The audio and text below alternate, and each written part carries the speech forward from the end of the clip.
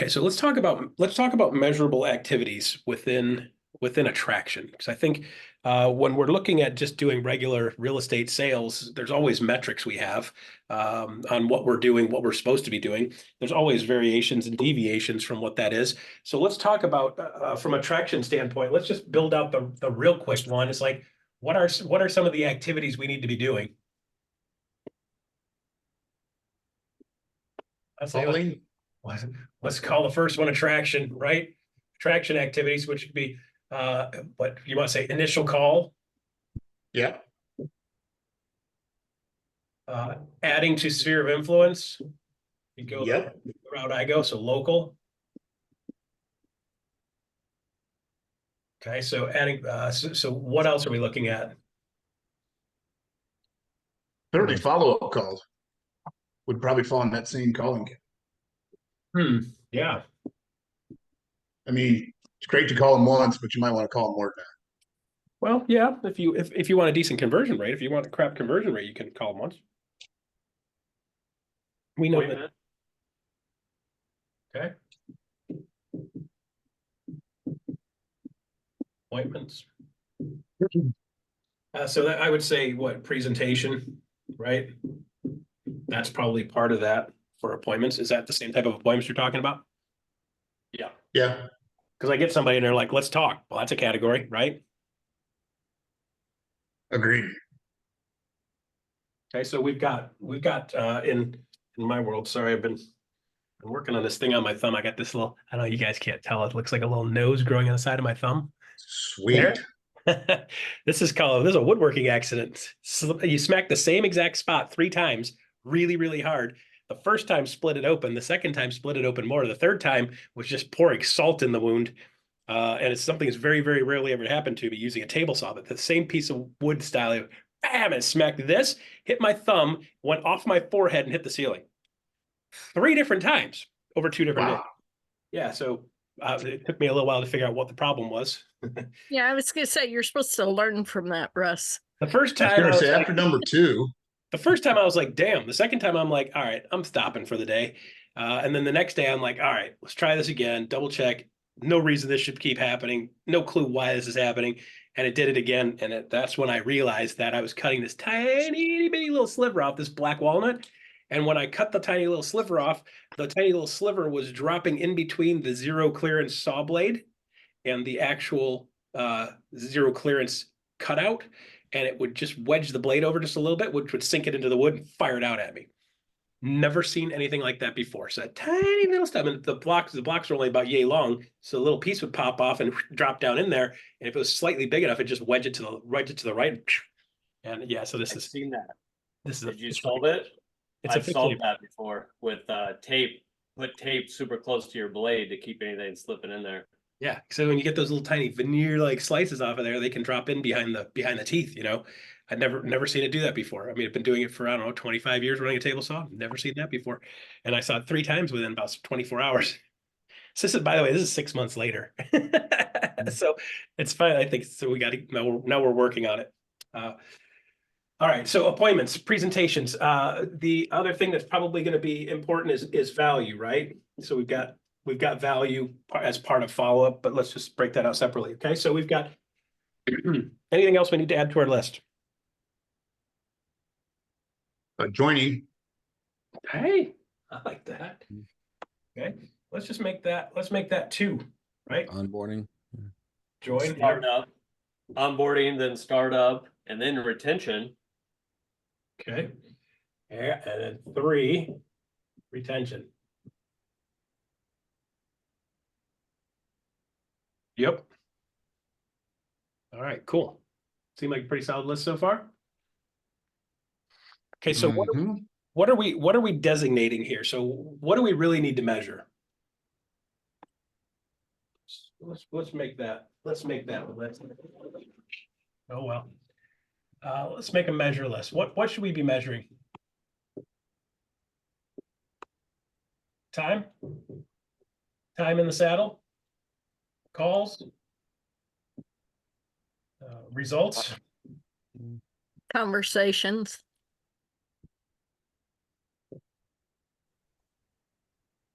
Yep. maybe potentially adds to your sphere of influence. That would be a good one, right? Anything else you guys think we should be measuring?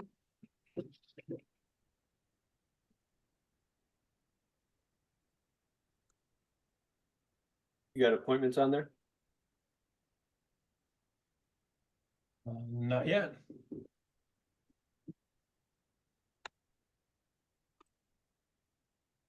Okay.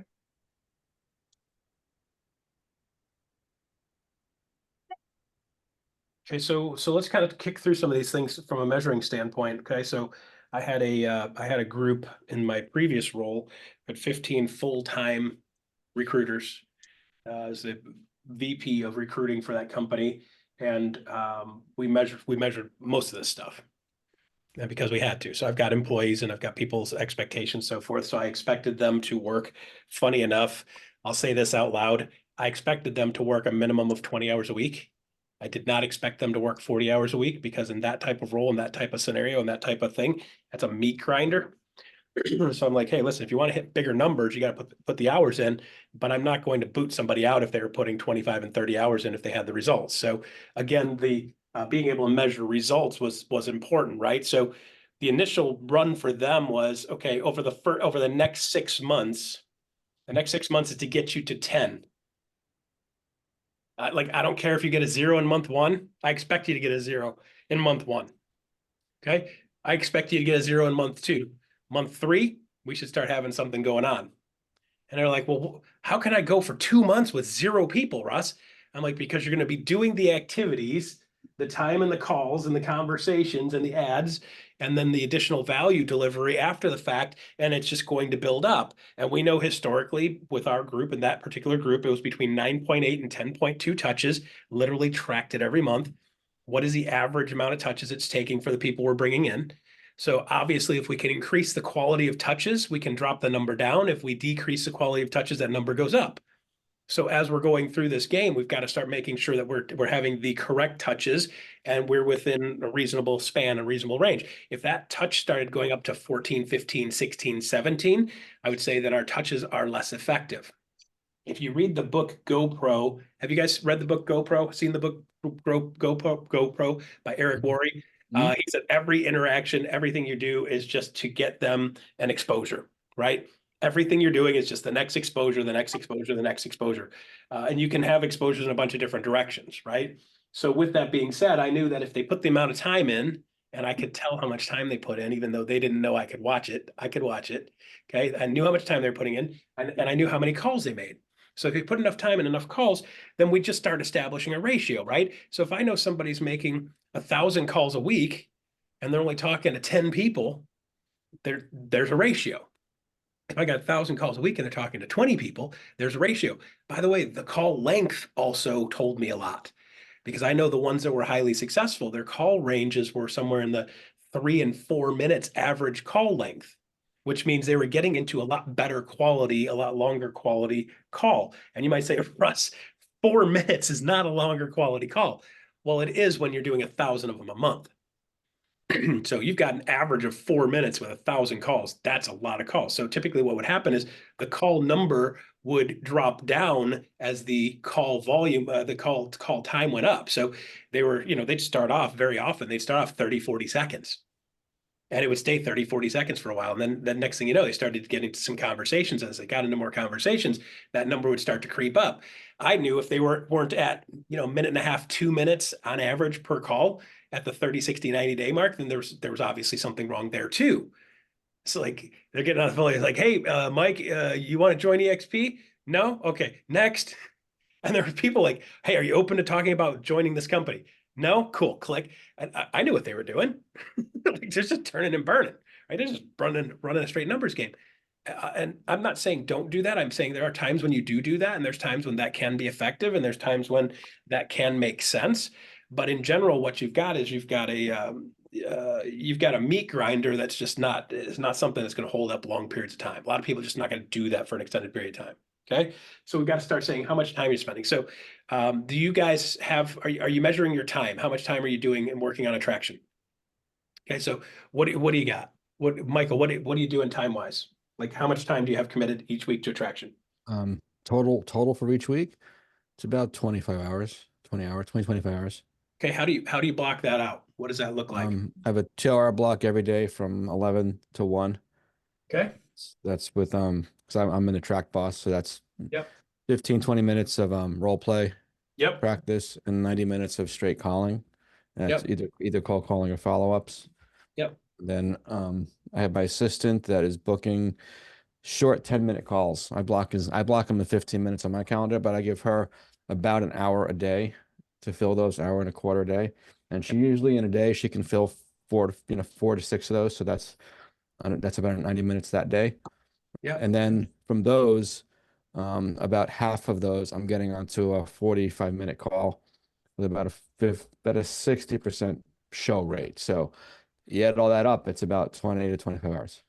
Okay. So then if there's no show rate, then that's what I'm going to create. I have Yeah. content. It's my content creation time where my newsletter is going to build. So because you're going to have a 40% no show rate, it just happens. Yeah, like And some of those have joined. I mean, yeah. it's my no show rate, right? So when Yeah. I get somebody at no shows now in my calendar, I'm like, yes, this is awesome. That's your backlog. Oh, that's my content creation. Right to it. Am I going to create a video on X, boom, boom, boom, whatever it is. So that's my week. So, and then I still try to sell real estate and run the team.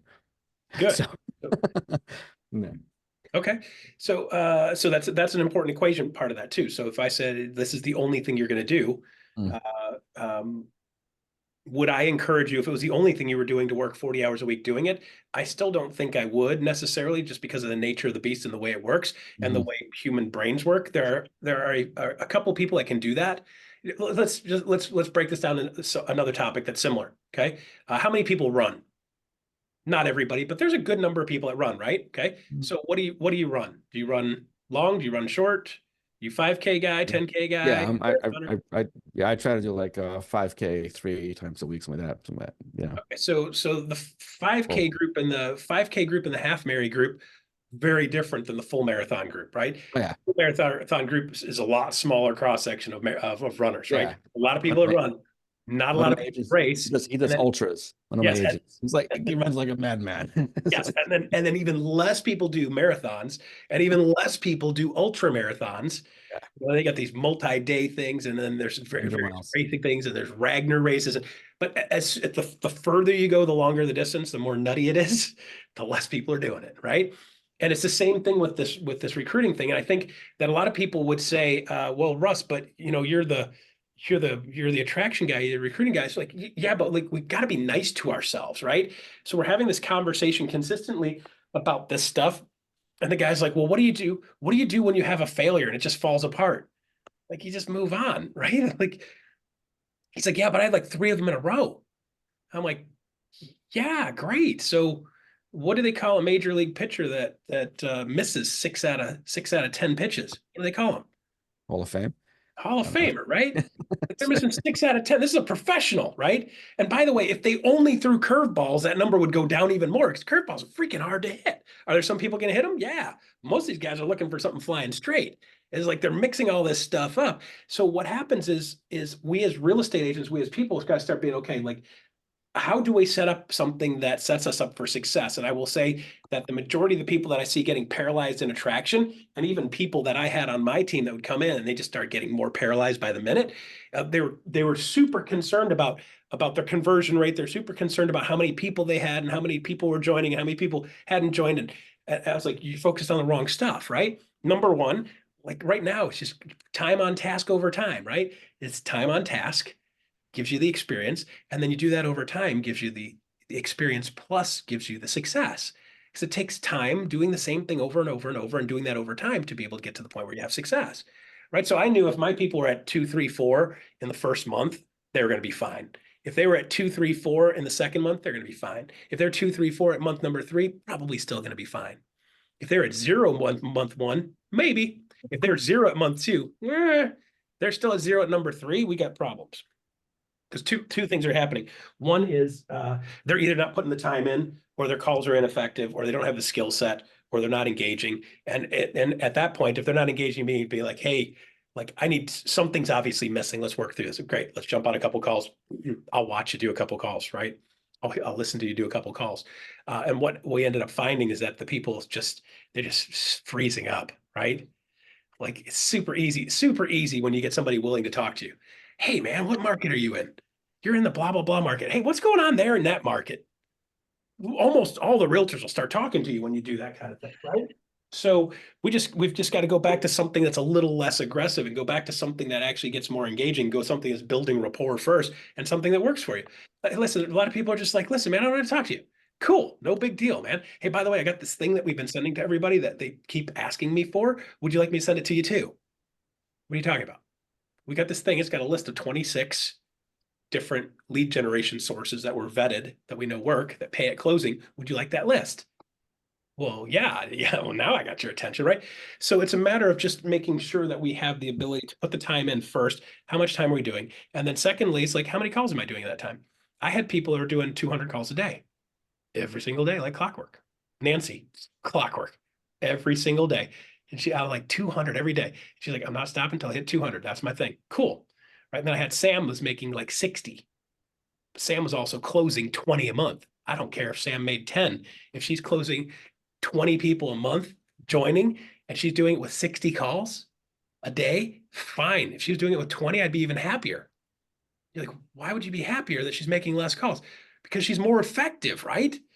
It's way more fun when you're effective. If you're doing something over and over and over and over and over, not being effective, it becomes very frustrating and stressful. So like measuring time, okay, block out time. So I would say from a recipe standpoint, let's put the do list, right? Do list. Commit to some type of time. That's got to be like your number one most important thing is committing to a certain amount of time doing something within this list. Does that sound fair? I think everybody should have some type of time commitment. If you don't have a time commitment, it's like, hey, I'll get to it when I get to it. Makes it challenging, right? Even me doing woodworking and whacking my thumb building chessboards, even when I'm doing that stuff, I artificially put my own timelines on stuff. And the reason I do that is because a lot of times people are like, well, you just get it done when you get it done. Okay, well, these things can go on for months and months and months and months and months if I don't actually put in an artificial timeline. So, okay, so by the end of this week, I need to have this, this, and this done. And this is just on my hobby stuff. Okay, but I've got a commitment of time to be able to say, I'm going to spend X amount of time on this day, and this day to do it. Okay, so the amount of time you commit, it depends on the activities you're doing too. So you got to be clear. It's like, I don't need 4 hours tonight to do what I need to do. I need 1 hour uninterrupted to be able to get done what I need to do. And then guess what? I got nothing to do tomorrow because I can't do anything in the shop tomorrow because of what I'm doing tonight for 1 hour is going to make my shop unusable for the next 2 days. So I got 2 days off. Then I've got 4 or 5 hours. So you got to start blocking out the stuff. So whether it's blocking out time for calls, blocking out time for follow-up, blocking out time for adding value, blocking out time for building something of value. Michael, I love what you've got. It's like when somebody no-shows, that's when I work on, right? When somebody no-shows for me right now, this book was sent to me by Glenn Sanford, right? It's like, want everybody on the growth team to read this book. It's called Delivering Happiness. It's a story of Zappos, right? So as we're going through that, it's like, I got a no-show, I'll pick that off, otherwise I'm doing that on my own personal time. So I'm trying to do a little bit of both, right? So you got to start figuring out what that time looks like. So for basic attraction, if you're not spending, I would say 2 hours a week would be minimum. If you're not going to spend 2 hours a week intentionally, then just don't do it. You're like, why would you tell me not to do attraction? If you do it at such a low level, it just becomes noise. It becomes another pressure. It makes your life more complicated. It's not making your life better. It's not making you feel better. It's not making you feel like driving at it. It's not making you feel like showing up for it. You're going to have very, very low numbers and very, very low success rates. So I would say probably you're better off not doing it if you can't commit at least a minimum of 2 hours. That would be my opinion. I'm not saying you can't be a success, but I'm simply saying that in the process of doing most of this stuff, you have to have something blocked out. Otherwise, you're just going to be doing a bunch of wing it. You're going to be spending a little bit of time and working very ineffectively. And then you're going to have low levels of success, which isn't going to make you want to do it more. And then you're going to be like, not only is it a dogfight in the real estate trading time for money selling houses thing, but it's also a dogfight in the attraction thing. Where the dogfight attraction actually gets way easier when you commit to a certain base level of input. And again, keep in mind, guys, this is a matter of being consistent, okay? So when we're talking about measuring this stuff, we need to look at this consistently. What are we doing consistently, okay? So blocking out some time, that's definitely That's probably one of the most important things for doing. Okay, time. What do you think the second thing is?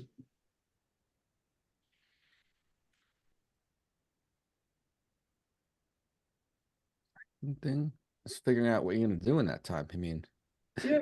it's like having a plan, right? Yeah, so like I'm gonna make sure I have some type of time and some commitment to time. Okay, that's one. Number two, it's like how many contacts am I going to make? Right?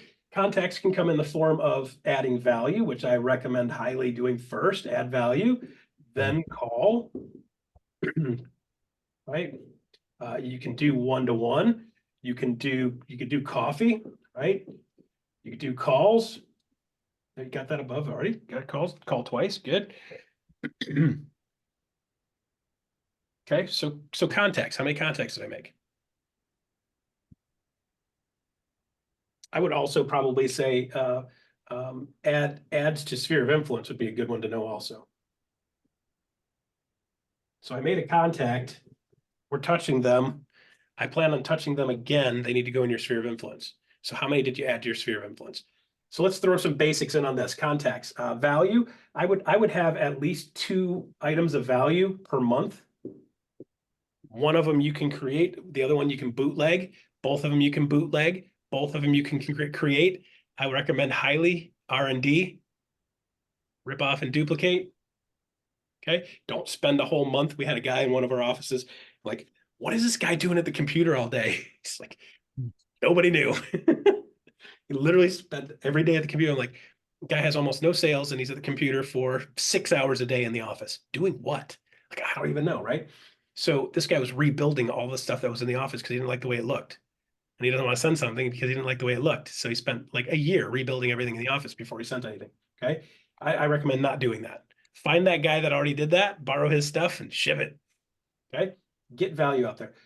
Calls. How many calls, if you're going to be like bare minimum per week, depends on what style of call you're doing. Are you doing warm calls or cold?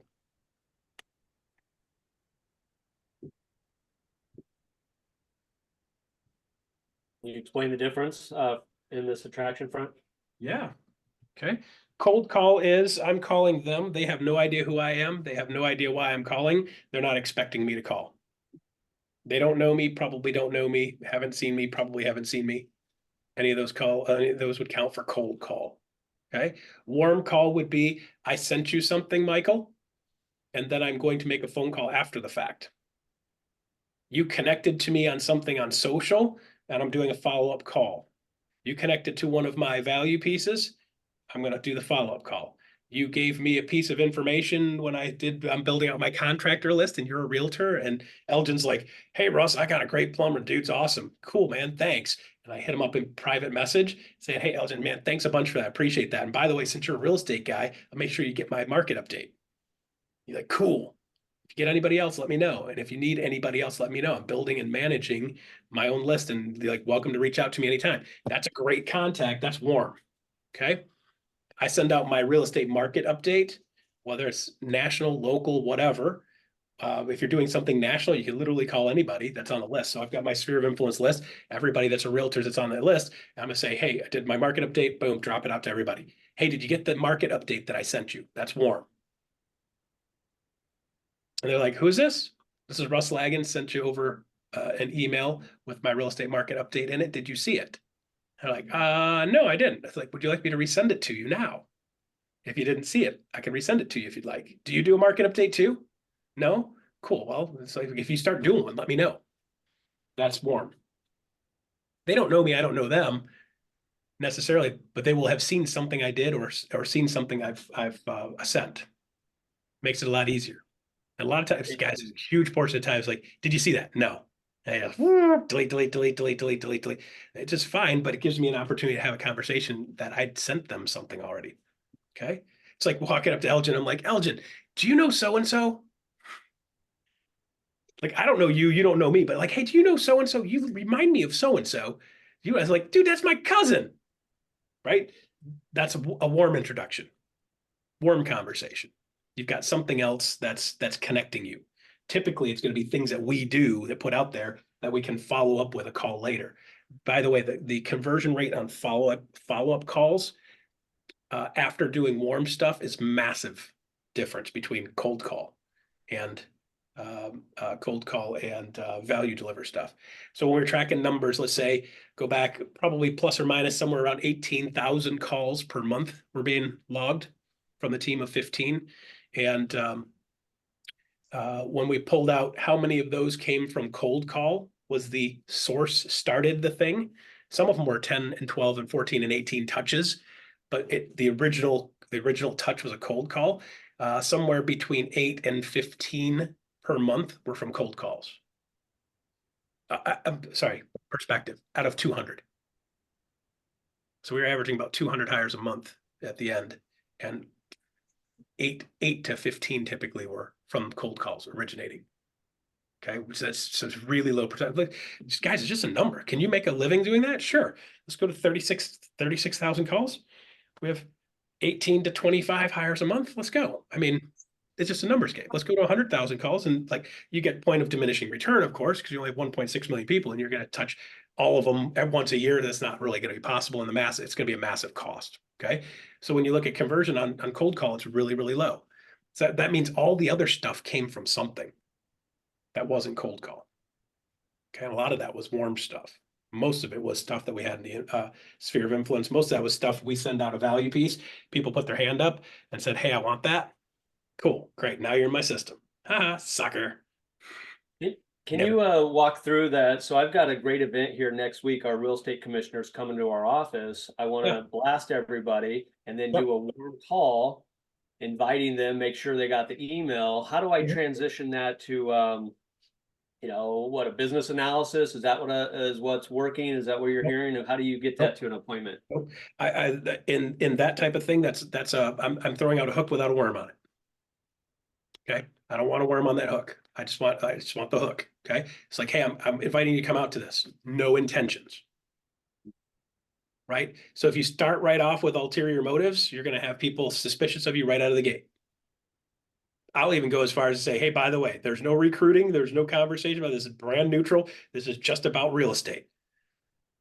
Everybody's brand's invited. There's not going to be a single conversation about what brand I'm with or what we're doing and how we're doing it. Just want to make sure you know that's my promise to you.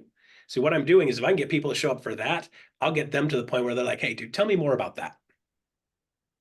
Because now I can do that event. And after the event, I can say, hey, guys, by the way, here's the follow-up materials that we promised you at the event. Then I can make the phone call afterward and say, hey, by the way, did you get the follow-up material? Elgin, did you get the thing I sent you?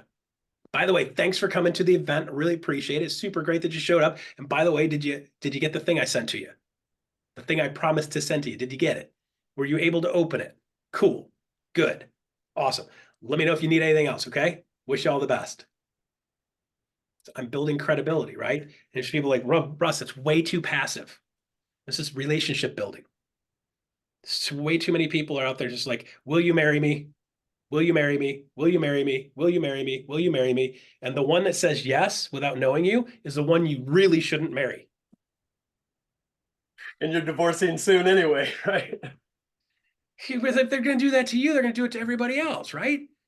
Like these guys, like this is the old story that goes back to the test of time. Like, we went out with the boys and I found this girl and she went home with me on the first night. I'm like, and she did that with everybody else too for the last 10 years, right? Like how you are is how you are. Like, and that's a problem for me and it's a problem for you. It's, both of you are the problem. It's not her or him. It's both of you that are a problem. Do those relationships typically, listen, I had this story, this one person, this one time that did this and it worked out. I know a story, Ray and Lori Novelli. If you heard the story on how they met, it's inappropriate, funny as hell, and they were together for a bunch of years. Like that's the blind squirrel story, right? The average person would do that and get slapped across the face, and you'd probably get thrown out of the place, right? So we don't want to have a setup where we're going into something with ulterior motives and intentions of doing something more than add value. So I want to add value with zero intentions in that type of an environment. Now, don't get me wrong. I had a team that was cold calling 18,000 calls a month. So I'm not opposed to it. I just want to make sure it's in the right context. In what you're talking about doing and doing an event, you need to do very, very brand neutral so people feel like they're in a safe environment where they can feel like they get the value and you're able to add the value. They're able to receive the value and not worry about you trying to put them in a headlock. Once you've got their guard down, then you can say, hey, She's like, I'm surveying everybody. We're going to do a thing next month. I want to do a quick survey. Like, what's working for you? What's not working for you right now? So that would be the follow-up value, basically, not included in the initial, I'm sending you a free, here's the thing we promised at the event, right? So give them that, and then the next value is Next okay. value is, hey, by the way, we're doing another, like, so again, keep in mind, this is building a relationship. This is like, Elgin, man, you're a sexy beast. I want to take you out to dinner. Let's go. I just take him out to dinner and hang out with him, right? And he's like, man, I had a really great time. And it's like, hey, why don't we go bowling next week? And he's like, that sounds great. Okay. You're building a relationship, right? So from a business perspective, business building relationships is much more like the 1940s and 50s, where you're going to go on a couple of dates first. Not like the current modern thing with kids and everybody's like, it's a free for all. Like, I can't even imagine living in that world. I've been married almost 30 years, guys. I can't even imagine if I was single out in this world. It would probably be alarming. Okay. It's like, it's just different behavior, you know? So when we're looking at real estate agents, you got to build that rapport and build that connection and build that credibility, right? So here's the thing that's super important, guys, with regard to this stuff. Let me ask over here. Okay, there's two types of credibility you need for people to do business with you. They both start with a P. Makes it a little more confusing, right? Professional credibility and personal credibility. Okay, so when we get to the point where we have enough personal credibility and professional credibility, every interaction we have is either building personal credibility or professional credibility, right? So here's the deal. As I add value, I add value, I add value, I add value. It's gonna build my professional credibility with them. The follow-up call, hey man, this just want to touch base with you and see how you're doing. Did you get that? Michael, this is Michael. I just want to touch base with you. Did you get the thing we sent after the thing? Yeah, cool, good, man. Make sure, let me know if you have anything, you need anything else with that. If you have any questions, you get stuck on something, don't hesitate to reach out. So you're adding professional and personal credibility back and forth and back and forth and back and forth. The first time you ask them to marry you without having the right to ask the question, boy, right? So not only do you have no credibility now, you actually are building negative credibility. So what happens is people are doing this in recruiting. They're doing professional, inappropriate, professional, inappropriate, professional, inappropriate. Hey man, when are you going to come work here? Hey man, when are you going to join us? Hey man, your company sucks. Ours is awesome. Hey man, have you seen my Lord and Savior EXP? Right? The more times you do that, the less credibility you get. And what happens, it gets to the point where people are just like, nothing that guy can do is going to turn this around. Right? This is the way to make an ex-wife. This is the way to make the next ex-wife, right? Version of a relationship version of real estate agents. Okay. So we got to start looking at these touches as we're doing these touches. From my perspective, you got to try to make them acceptable, try to make them reasonable, and try to make it make sense for them. So Michael, when you're doing that follow-up, say, hey, by the way, over the next 2-3 months, I want to make sure we're finding out, like, what do you guys need to talk about the most? I'm going to put together, make sure that happens, right? So let me ask you a quick question. What's working for you right now? What's not working for you? By the way, you know, that's the first couple questions I ask in my interview, right? And the reason I ask it is it gets them opening up, right? And if they start telling you, hey, this is working, that's not, like, what do you like to do? What do you not like to do? If there's any one thing we could teach on right now, what would that be? What would you need to see? Right? Though you start asking those kind of questions, people are gonna start opening up about what they want to see. They want to see something for a reason. Well, man, I like lead generation. Great. Is that something that you're struggling with right now? If I could show you 2 or 3 things to help you get more leads generated that are no cost, would you like to see those? I can show you a couple of them. If they say yes, bam, got the hook in the mouth, right? So you see, it takes a little more time to build it up, but as you build it up, when you get to that point where you can have that question and ask that question, then sometimes people open up to you, right? If you could get 2 or 3 more sales in the next year, would that be make a difference for you? So we're going to do a session on how to get 2 or 3 more sales in the next year, doing a couple simple things. Sound fair? Want to show up for that? Cool. I'll make sure I let you know when we get it booked. And I put them in my follow-up. Good. You see how that whole thing can just turn into a system that makes it very easy to do appropriate touch. build professional and personal credibility, and give you the ability to follow up consistently. Good. Chris, question. Yeah. So before you erase that, just kidding. Is there is it safe to say your personal credibility you should always be building that at a greater rate than the professional credibility ish? It depends, because the personal credibility is gonna be a byproduct of you doing the professional credibility. Personal is gonna be a byproduct of professional credibility. So am I gonna send them just something personal? Not necessarily. I'm gonna send them something business, or offer them something business, or have Right. something business for them to connect to. And because I do it nicely, I get some professional credibility and personal credibility. Cool. Good. Part two, you talked about the 26 lead generation sources, and I'm sure you've probably published that somewhere. Do you have, maybe 2 or 3 or 4 pieces that you would say, hey, here are some real good value adds you could be sending to somebody? And I will justifiably say I haven't been here all the time, so it's quite possible you've already sent this out, and I'm just the asshole who doesn't have Yeah, I'm not actively doing that today, so it's not something I have in my repertoire necessarily, but I think it. probably Cool. wouldn't be a bad idea to just make it and hand it out, because I know most people aren't going to do it themselves if I don't hand it to them. So probably should I have? Yes. There's an email that I can forward to you that has some good stuff in it. And again, I can give you a couple of suggestions on where to get some really good R&D. Yeah, perfect. I So think that would be hugely helpful. I feel EXP is lacking that. We have so much value, but there's no way to share it and explain it. There's no one piece or anything that I can use to help. And I feel like that's where they're really lacking. Maybe it's there. I haven't found it, but I've seen lots of stuff. And well, so there's so two things. Number one, when you're talking specifically attraction, a lot of people so my issue is if I say, hey, we need some follow-up stuff, and everybody can be like, okay, let me put together 14 things that tells you how great EXP is. That's not what I want. Okay, it's not what I want and what I need. There are a bunch of things in marketing that you can send to your customer and client base for house sales. You can take any one of those things and convert that over and send it out to everybody in your sphere of influence as a real estate agent, and say, hey, by the way, here's what I just sent to everybody in my sphere. You're welcome to bootleg this if you want. Okay, so are there things that are going out to your sphere of influence for house sales?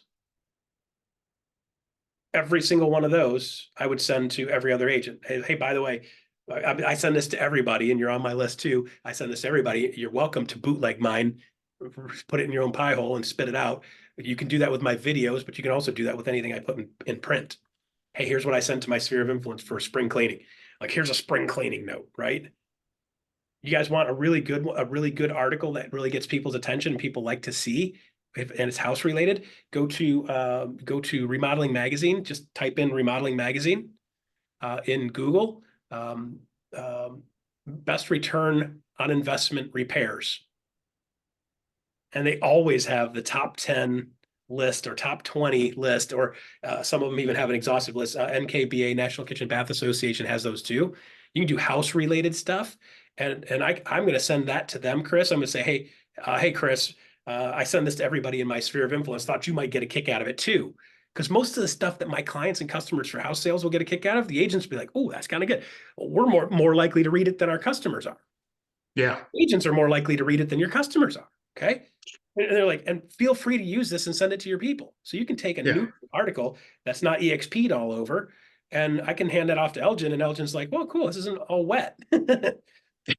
Right? Well, and then you make their job a little easier because they just go, oh, I wasn't even going to do shit, and now I have something to I do was it going to with. do nothing. Now you handed me something that I'm probably going to do nothing with, but it felt really great that you gave me something that I should do something with, but I'm not gonna. Right.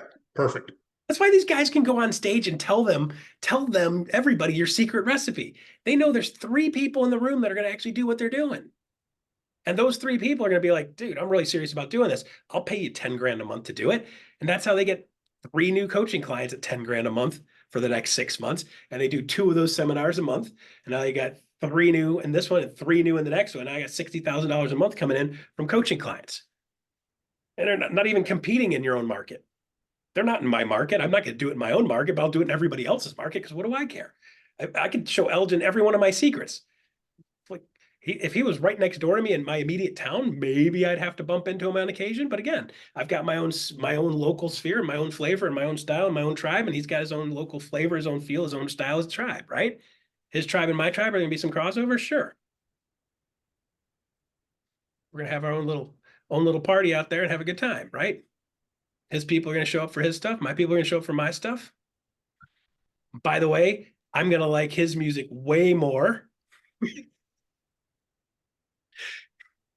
Listen, I'm in Detroit, man. Detroit's known for funk and bass. So being a bass builder, kind of, All right. So we got to start thinking of those things and factoring those things in. A lot of people try to make it more complicated than it is. A lot of people are trying to be like, well, but I got to do this and this. Like, just grab anything and it can fly. I grab everything and let it fly, and make sure you're sending all of it to the real estate agents.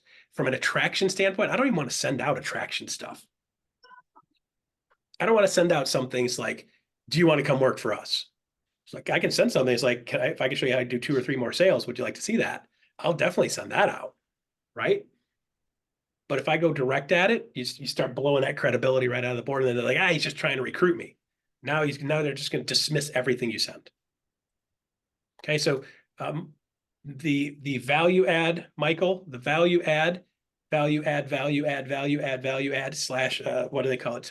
Agents helping agents style meetings. Elizabeth Riley started that stuff down in the South, been doing it a bunch. She'll have 300 people show up at her thing. And a huge portion of them aren't EXP. A massive contingent of them are not EXP. Some of them used to be EXP. Some of them will be EXP in the future. Some of them will never be with EXP. Takes the same amount of time, whether they're in the EXP or outside of EXP. Okay. Any other questions? Cool. So I think what you guys got to figure out for yourselves right now is like, how much time do you want to put in per week? And then based on that, what are you going to do during that time? And then the third thing is like, how do you actually build your numbers, track your numbers, and see what am I actually doing? What am I actually doing? What is my actual activity for building attraction? Have you guys seen my 30 points to success attraction edition? No. Here's 30 points to success attraction. Chris, cheater, right? So say, okay, depending on how aggressive you want to be, can you get 30 points per day for attraction? 30 points a day, or you might say, hey, 30 points a week, right? If you guys want this, what I'll do is I will drop this into I'll drop this into Workplace, the Workplace group. It's got a little tracking sheet. So here's the deal. Text or a message to a referral partner / agent, 1 point. Send it to a new person, 2 points. Networking event where you add somebody to your sphere of influence, 2 points. Phone call with a new prospect, 5 points. Three-way call with a prospect, 5 points. 5 points for a follow-up with prospect. So if I do 6 follow-ups in one day, I got my 30 points for the day. I'm done. Did my job. At the end of the week, that's 150 points. Okay, so now you have the ability to gamify this thing and just say, hey, how many hours a day am I spending on it? What am I doing? But how many hours am I spending? But what am I doing? Right? If I'm adding somebody to my sphere, I get points. What are those points designed to do? If you're hitting that 30 a day, is that? It's the activity that's going to get business coming to you, getting agents coming to you. So your conversion is going to be your conversion. By the way, I've just built this not that long ago. It's only been out for a very short period of time. I had the version. Here's my 30 points to success. This is my 30 points to success for house sales, right? And this is in that Jumpstart Masterclass 8 modules. By the way, this is the key to most agents' success when I've been coaching, teaching, training them, just holding them accountable to hitting the points. And if they hit their points consistently, their business over the next 12 months explodes. If I can get them hitting 30 points a day on this 5 days a week for a year, they can get their sphere of influence converting at 8 to 10% just doing that stuff. Okay, it's a matter of consistency over time, right? And just measure that. So I've got basically threw this together because I'm like, we might as well have the same thing on the, like I've been grinding away on, with my teams and my people. And basically I was holding them accountable to this, doing these things, right? So you're like, well, I just send out value, I send out value, I send out value. Great, we get points for that. But then the follow-up calls are where the money is. The follow-up stuff is where the money is. So like you get points for that too, right? If you get somebody on the phone and actually talk to them, there's more points for that than just sending them a text message. Why? You get somebody talking to you, there's something there. You got a better shot than just throwing a text message at them. Okay. So I'll throw that form and I'll throw a short explanation video into the workplace group. Sound good? Can you also throw the one for the sales side over there? Wait, I'm not giving you guys everything I have. Come on. Please, please. No. Yes. You're mean. So you can go to jumpstartmasterclass.com, by the way, and it's in there. And it's also got the explanation video. So there's in there is the is 8 modules, and I truncated down to 8 modules to simplify it. So it's pretty much just the 3 recipes that I teach on how to get your sphere converting at 10%, doing those things consistently. Oh yeah, by the way, anybody in here ever use that stuff? Chris? A little A bit? little, Like, a little. does this nonsense work? It does. If I was better at using your documents, I'd be better at selling houses. So do you have any success recently from just doing these stupid activities that sound like nonsense? I don't know, a $1.5 million sale we just had. I just went on $1 million listing appointment yesterday, Huh. but it might work. Where did that come from? Sphere From video. Been doing it for over a year, So about 18 months now. Chris grabbed a hold of this thing and started doing the monthly video thing, talking about market update stuff. Just that. And by the way, let's be clear, and Chris won't be offended when I say this. He screwed the pooch and half-assed a bunch of the rest of it. Okay, his words, not mine. If not worse. If not worse than that, yes. Okay, I was being gentle. So That's fine. in implementing the real estate market update consistently, going out to all of his sphere, that's where he's gotten how many deals are on the board? You got 1.5 million you just went to, and what was the other one? $1 million listing appointment, not including the half dozen listings and the chock full of buyers. And the same thing I do, just so you know, I do that video and I cut right on top of it. I cut a video that doesn't say EXP that I send out to all the agents. Yep. And amazingly, the only company that is consistently unsubscribing would be the people from Compass and a couple of independents. But for the most part, I just keep sending it over and over. And I see a friend, he goes, man, I like your video.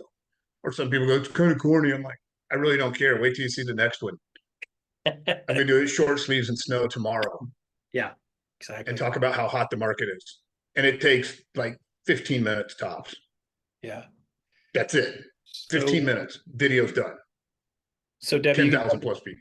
You can jump into jumpstartmasterclass.com. There's 8 modules. One talks about the real estate market update. The other one talks about contractor lists. The third one's talking about doing social, which is not look at me social. It's adding value to other people's social. But that 30 points to success is in there with an explanation video for agents for selling houses. That's house sale focused. But all of that same stuff, we use the same exact stuff and send it to everybody from a traction standpoint.